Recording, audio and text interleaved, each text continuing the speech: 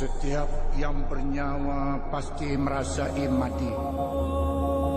Dan bahawasanya kamu akan disempurnakan pahalamu di hari kiamat.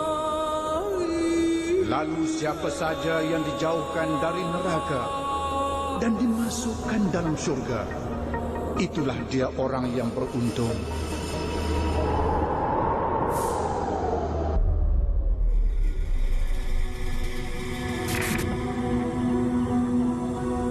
Apabila menyebut mengenai rumah mayat ataupun kenderaan jenazah, pasti ada membayangkan bentuk rupa mayat yang mengerikan dan juga kisah misteri yang berlaku.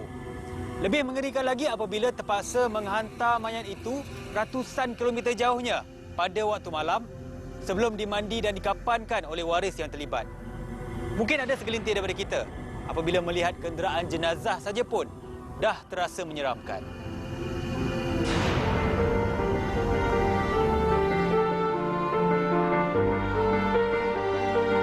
Wama khalaqtul jinna wal ins illa liya'budun. Tidak aku jadikan jin dan manusia melainkan untuk beribadah padaku.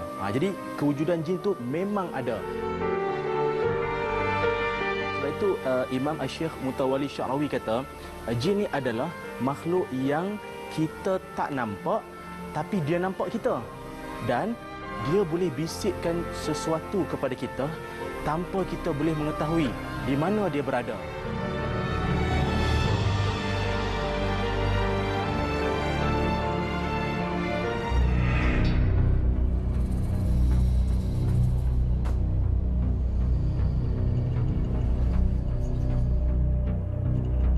Dari mata kasar, kerjaya sebagai seorang pemandu van jenazah tidaklah membebankan.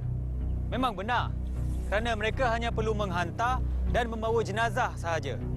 Bagaimanapun, cabaran dari segi mental dan juga fizikal tidak kurang hebatnya.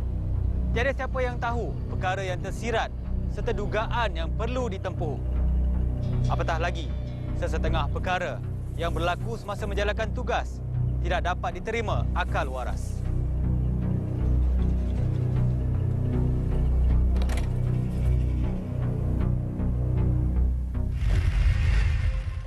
Biasalah orang meninggal kan. Kadang-kadang ada baik, kadang-kadang tak ada baik. Saya bawa jenazah, saya tak ada perasaan takut. Pasal apa? Niat saya nak menolong.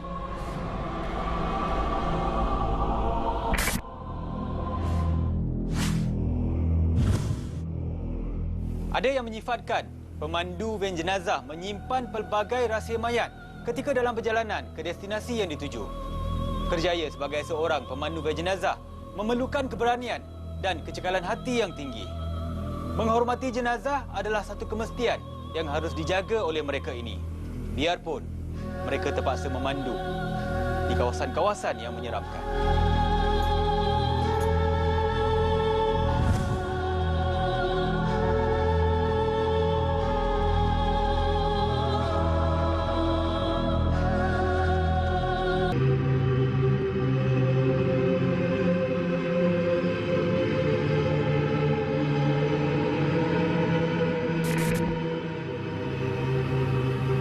Pengembaraan demi pengembaraan yang telah saya lalui dalam mencari pelbagai pengalaman bekerja di waktu malam adalah sesuatu yang sangat berharga.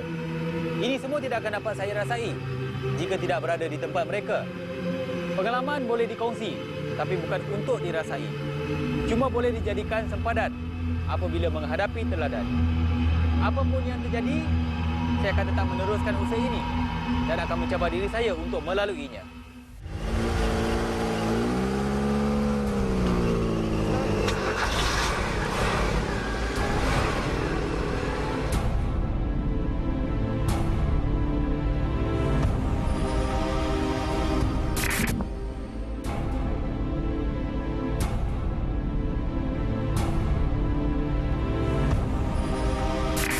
Saya Haji Muhammad Johari bin Abdullah Sajadi.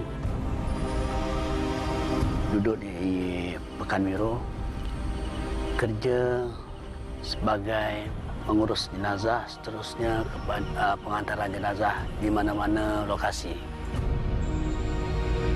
Selama tempoh 13 tahun saya bawa jenazah. Satu hari itu saya hantar ke Kuala Kedah. Pada hari itu, saya ingat hari Jumaat, saya ambil jenazah tu. Jadi saya balik tu, saya berdua dengan anak saya lah. Jadi biasanya anak saya ni naik atas. Dia lah yang kalah kabut. Saya pun tak terfikir kenapa dia diam ni kan.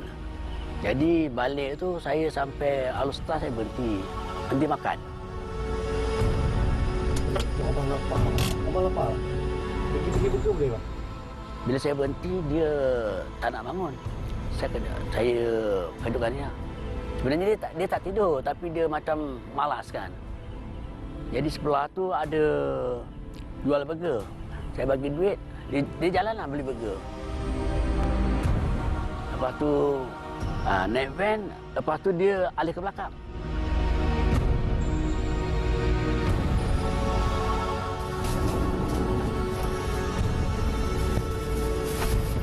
Kenapa abang duduk belakang ini? Selalu abang temankan abang kat depan abang. Apalah bang. Dia duduk belakang. Dia rebahkan seat, dia tidur dekat belakang. Saya bawa lah. Bawa. Itulah kurang lebih dalam pukul 2 lebih sampai di Bukit Merah. Saya terdengar suara perempuan. Mula-mula saya pun paling kanan paling kiri, mana ada orang perempuan.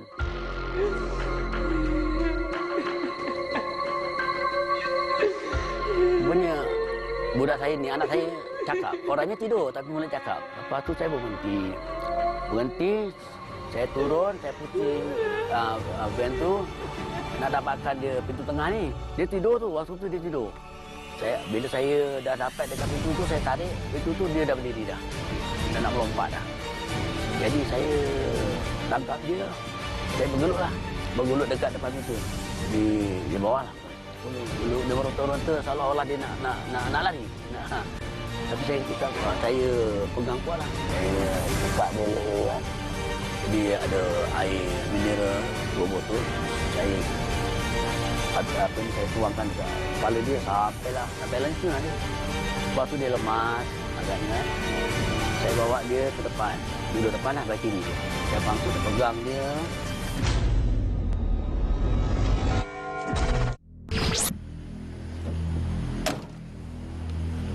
Rasanya dia macam nak tidur. Saya sandarkan dia.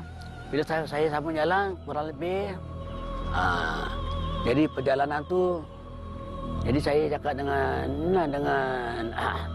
suara perempuan ni yang saya fikir ni nenek kan. Ni cucu minta maaf ni. Cucu dah tolong nenek hantar balik ke Kedah. Minta maaf banyak ni kalau rasanya cucu ni ada buat silap. Minta maaf ni.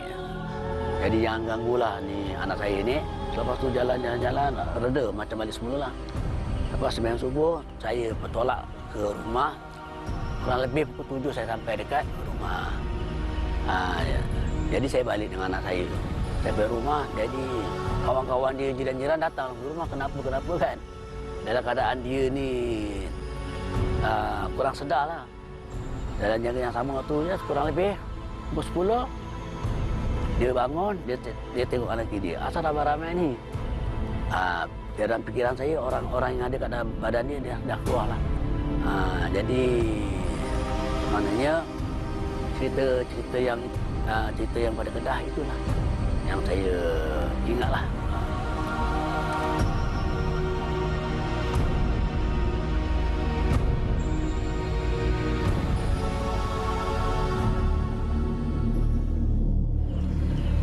Saya Ahmad Jali dari Jalan Kebun Kelang. Saya bekerja di Majlis Bandaraya Shah Alam. Saya bawa van jenazah selama 11 tahun lebih kurang. Pengalaman saya biasalah. orang meninggal kan. Kadang-kadang ada baik, kadang-kadang tak ada baik.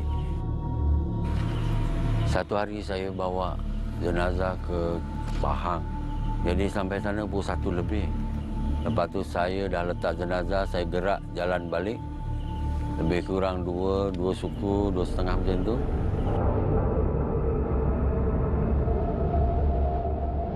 Dengan saya jalan seorang, dengan keadaan yang gelap, hutan kelapa sawit tak ada lampu. Satu nenek tua tiba-tiba muncul dekat sebelah yang saya duduk.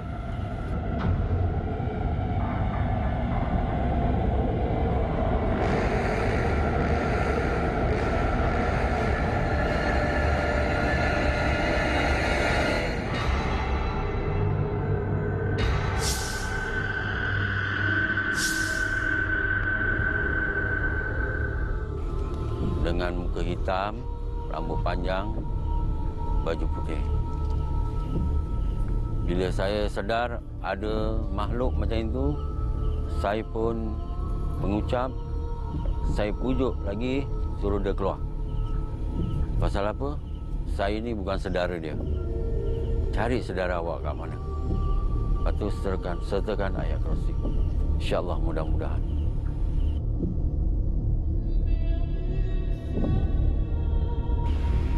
Kisah yang kedua, satu hari itu hujan gerimis. Memang 11 lebih. 11 lebih hujan gerimis, jalan tak berapa elok. Lepas tu kita pelankan kenderaan. Kita shortcut dekat Bukit Cerakah. Lebih kurang hujan gerimis pukul 11 lebih baru. Itu jam jalan tak elok. Saya pelankan kenderaan saya. Tiba-tiba satu pocong potong van.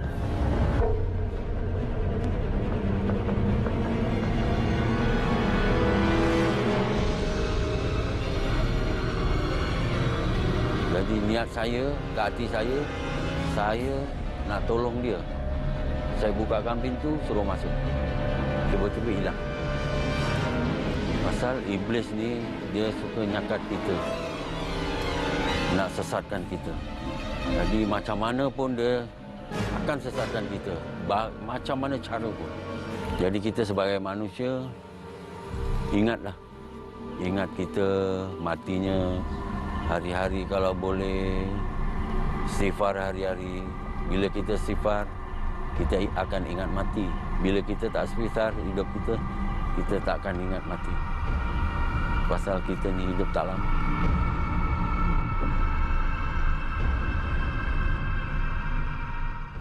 Adakah peristiwa dan pengalaman yang diceritakan akan buat saya tercabar dengan tugasan yang diberikan?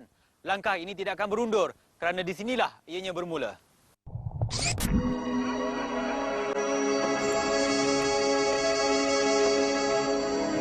Okey, sekarang ni saya akan melalui sendiri pengalaman sebagai seorang pemandu van jenazah di mana di sepanjang laluan itu saya difahamkan terdapatnya pelbagai cerita-cerita ataupun kisah-kisah yang misteri dan menyeramkan. Jadi kita lihat bagaimana agaknya perjalanan saya kali ini. Jin adalah makhluk yang Allah ciptakan sama macam kita atas muka bumi ini. Sebab itu kita ada jin, kita ada manusia dan kita ada alam yang lain. Tapi sebab itu Allah sebut dalam Al-Quran, "Wama khalaqtul jinna wal ins illa liya'budun." Tidak aku jadikan jin dan manusia melainkan untuk beribadah padaku. Jadi kewujudan jin tu memang ada. Untuk tugasan kali ini mungkin agak mudah. Ialah hanya memandu van jenazah saja ke lokasi yang telah ditetapkan. Bagi saya apalah sangat, saya akan bawa van pergi ke lokasi yang telah ditentukan. Tapi tanggapan saya silap. Mungkin anda pun tak dapat melihat secara keseluruhannya. Lain perasaan dia apabila membawa kenderaan biasa dan juga kenderaan jenazah ni. Yalah, sebab kat belakang tu ada jasad yang sudah tidak bernyawa.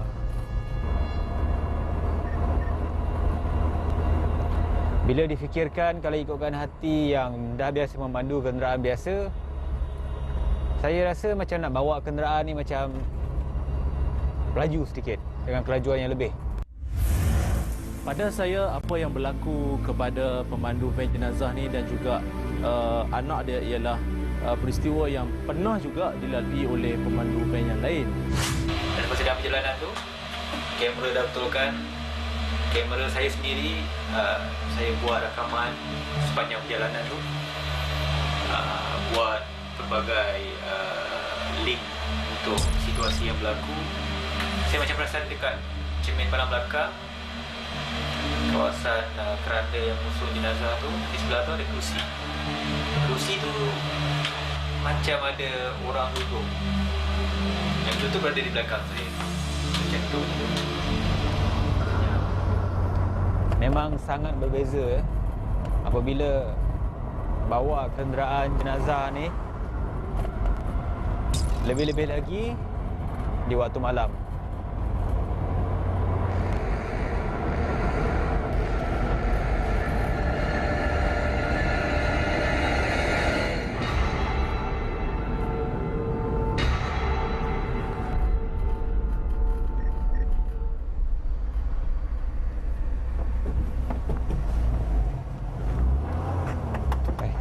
Jalan.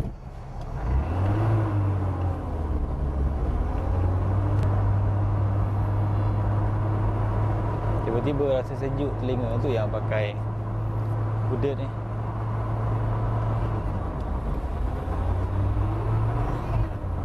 Mungkin sedikit sebanyak kelihatan seperti menzalimi jenazah ataupun mayat. Jadi saya kena perlu berhati-hati dan juga membawa dengan keadaan yang paling berhemah.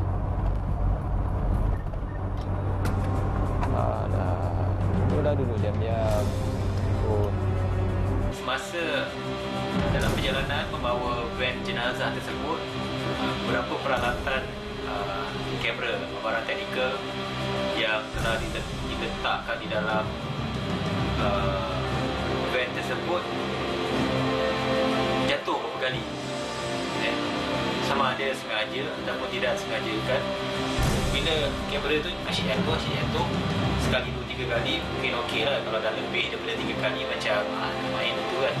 Jin adalah makhluk yang memang kita tak nampak dia, tapi dia nampak kita. Sebab itu dalam surah Al-A'raf ayat 27 Allah Ta'ala berfirman, innahu yarakum.